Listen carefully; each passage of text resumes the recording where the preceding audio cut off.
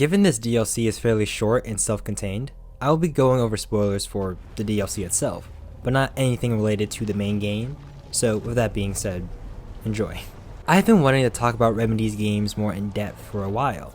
As I'm sure some of you noticed, I actually talk about Control pretty much every chance I get in my videos, as both Control and Alan Wake 2 have set a new standard of storytelling, world building, and how that is done to inform gameplay, to invoke emotion, the feeling of being powerful, angry, and of course with this game, being scared, in a good way.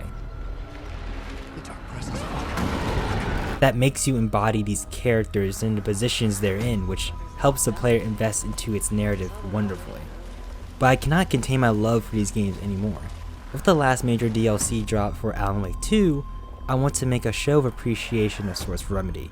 This DLC is called The Lake House, which will have you go to, you guessed it, a house by a lake. This story is within the events of Alan Wake 2's main storyline. You'll play as FBC agent Kieran Estevez as you try to investigate a current altered world event. This DLC leading up to it was promoted as going full survivor horror, which I think this game does really well in its own way, mixing in action and horror elements that have been built upon each other since the first Alan Wake games, while also taking inspiration from the likes of Resident Evil 2, the remake. Remedy wears these inspirations very well, while also being very bold in a lot of the game's design choices and retaining a style that's unique to them. As you begin the DLC, Estevez is narrating to the main game's co-protagonist, Saga Anderson, through the events you're witnessing and playing through. The lake house was run by the research department.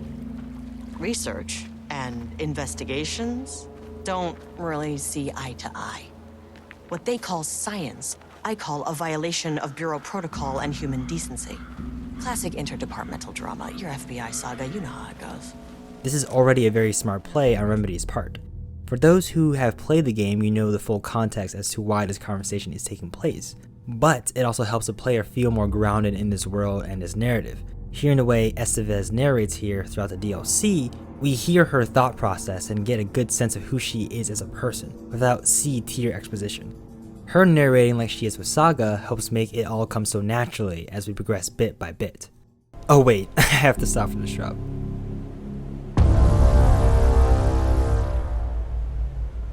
So good, man. Estevez sends her team to circle the lake house, while she goes inside alone. As we walk up to the building, I want to say one thing. A lot of gamers have unjustly criticized this game for its time you spend not fighting enemies at the beginning of the game. A lot of games does this to build up narratives and set things up. How that is done is where I'd say you have a valid space to criticize. Now, how this game and this DLC do so is by building an atmosphere. That is so important to feel grounded in a world and its concepts. And Alan Wake 2 plays with a lot of interesting concepts that is set up eloquently throughout the game. Here, at the lake house, it very quickly establishes the foundation of what the tone and atmosphere will be, with music composed wonderfully by Petri Alanko, which filled me with a sense of both dread and anticipation of what was to come. Hello? Agent Kieran Estevez, Investigations Department. No one wants to check the individual carrying a firearm into a restricted government facility? No? Okay, well, it was definitely going in the report. We arrive and get a sense of familiarity with what we know of the FBC from Control. We see posters, the modular cold building structure with a nice view of what I believe is Diver's Isle, the classic 70s government technology vibe. We even find a level 1 security card, which is a nice callback to Control's gameplay structure. And then we get to properly meet the happily wedded Mermons, through Remedy's signature touch of that live action charm, which helps give us an idea of who these people are. You said it, Diana. We run a tight ship here at the lake house. So, always remember the 3 S's. Safety, security, and censorship. It's a C. It's a C. Why, that is the joke, Diana. Well, it's a stupid, wonderful joke, Jules. We'll see you down there. The tone already is set up phenomenally, having that balance of wit and charm mixed with that familiar foreboding vibe these games are known for, grounding us smoothly with familiarity, while also even more quickly diving us deep into the darkness ahead. Breach detected on sublevel 5. Staff should seek shelter immediately. We have a situation in the lake house. All agents converge on the facility now.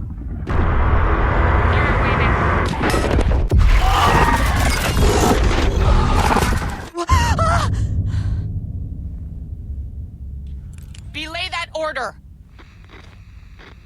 Where's the fucking elevator?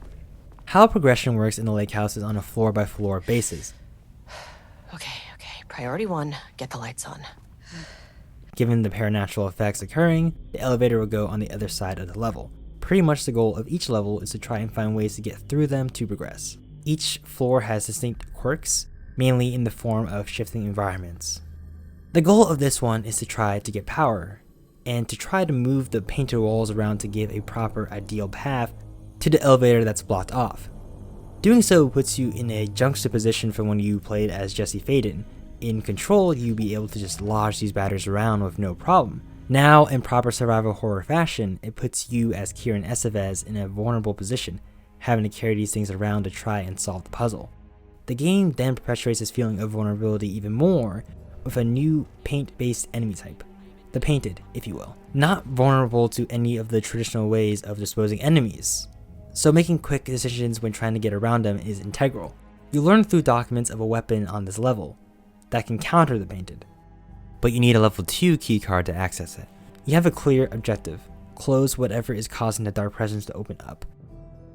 The source is at the lowest level, and getting there is by getting a level 3 access card. So we need to get through floors 2 and 3 to make the needed progress. It's here where traditional Alan Wake 2 gameplay comes in. Using a flashlight feels just as impactful as it does in the base game, in both an exploration and combat sense. But the game does enough to keep you guessing still. As you make progress, you have encounters with a talking painting, and it's very, very cool, and unlike anything we've seen in this franchise. It's very clearly fixated on the romance, which also adds to the intrigue beyond it being a talking painting. So it encourages both the player and Estevez to investigate while progressing through each floor. Calm down.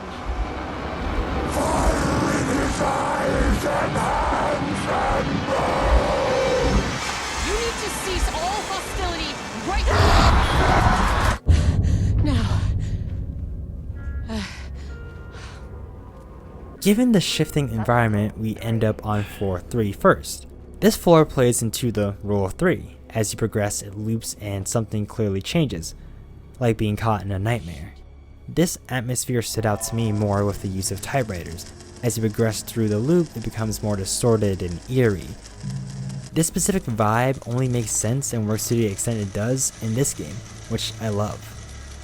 Loop 2 has a very strong combat encounter with a very fun play space, as you are in between deaths gaining spacing from enemies. As you progress onto the final loop, it's where the game's sound design stood out to me the most in this DLC. The game has a great sense that you are not truly alone. The Painted could come out on their own accord. The way the sounds echo the walls into your ears is really well done. Onto loop 3, you are just surrounded by infinite darkness. This is more puzzle based, having to use the light to shift reality to bring back the elevator. Going up more, floor 2 is rather straightforward. More emphasis is placed on traditional horror elements through environmental storytelling. The combat encounters here build up very smartly over time. As you walk through the halls, you see fallen FBC agents behind glass, taken over by the shadow. As you progress, you will have to put down 1 or 2, and then eventually taking on waves of them, which when playing a nightmare with no HUD, it feels very impactful. In both a gameplay sense as resource management and making sure every shot counts is key, but also the incredible gore system being able to shine here.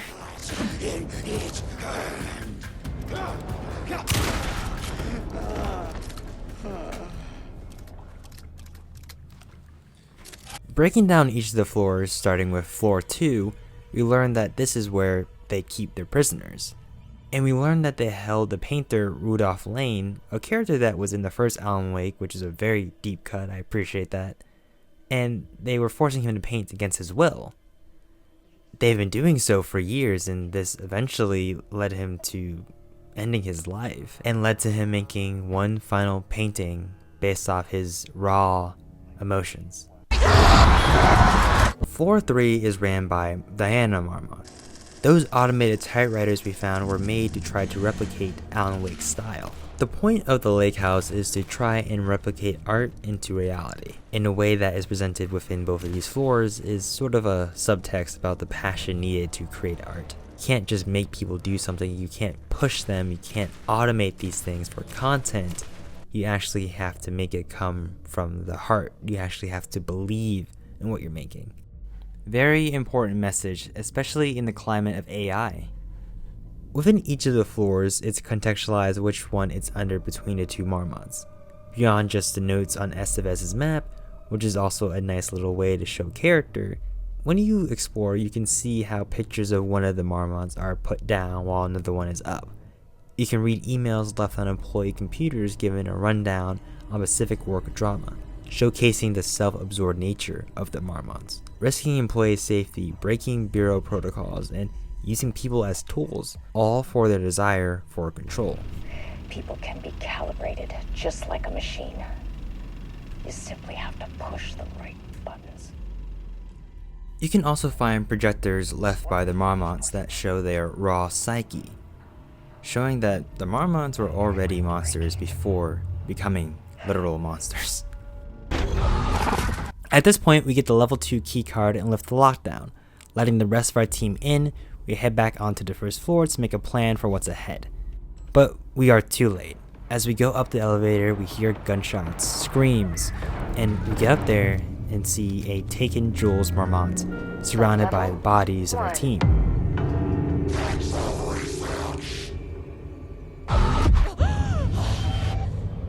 You fucking bastard!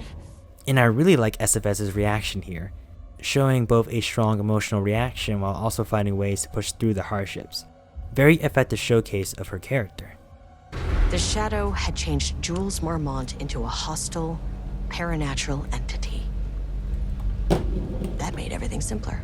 No arrest, no paperwork. I could put him down like the monster he was. We can now open that door and finally get that weapon, which we'll learn is a black rock powered shotgun thing that can basically do this. The inclusion of this new weapon type is such a great way to have that sense that you've really earned something through your efforts, while also giving Estevez something to make her stand out from Saga's gameplay. We also got the level 3 keycard, and now we have access to the bottom 2 floors and other rooms we haven't accessed. There's definitely a good reason to explore and backtrack, as you most definitely need more ammo and any supplies before this final encounter in the DLC. But they also make it interesting as you backtrack. The painted has spread itself deeper into the lake house, giving a sort of freshness coming back through these halls. Oh my god! There's lore bits here and there I won't dive into, but I will say what I saw on floor 4. Oh, dude. As we get down to the lowest level, the experiment level, it's here we see a painting of Lane. The last painting of his that was filled with hate and anger, with the desire of murder. This painting being used to perpetuate the dark presence onto our world. Honestly, a really cool concept.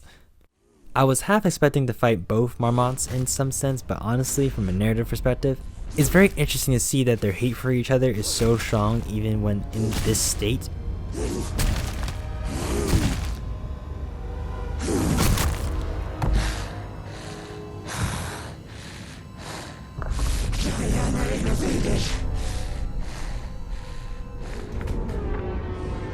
Typical fucking Marmonts. The boss fight against Diana Marmont is fine. She likes to throw those black rocks, and in between that you have to deal with one of the painted. Defeating Diana, Estevez shuts down the painting that let out the dark presence. But by doing so, she is gone to a place between her reality and another. She then sees Alan Wake, writing about her fighting him in a forest, writing about how she thought about this very moment, but brushed it off as just a good tip. Alan Wake! She is then brought back to the beginning. Cauldron Lake, outside of the lake house. Now knowing where to find Wake, she rallies the remaining members of her team, closing her chapter in the story. This DLC is a great closing chapter for the game as a whole, honestly, showing how well Remedy makes the most out of spaces. The subject matter also fits the themes of Alan Wake as a whole, and seeing this era of Alan Wake 2 from the announcement to release, then that incredible performance at the Game Awards, and seeing how the community has grown has truly been a one-of-a-kind experience. I thank Remedy for making such a special piece of art, and I want to thank you, the viewers, for your time and audience. The support recently is greatly appreciated and has given me what I need to improve upon my craft. It's been really helpful and has allowed me to feel more confident to talk about a game as special as this one, as it really is one I hold dear to me. So thank you, and have a good one.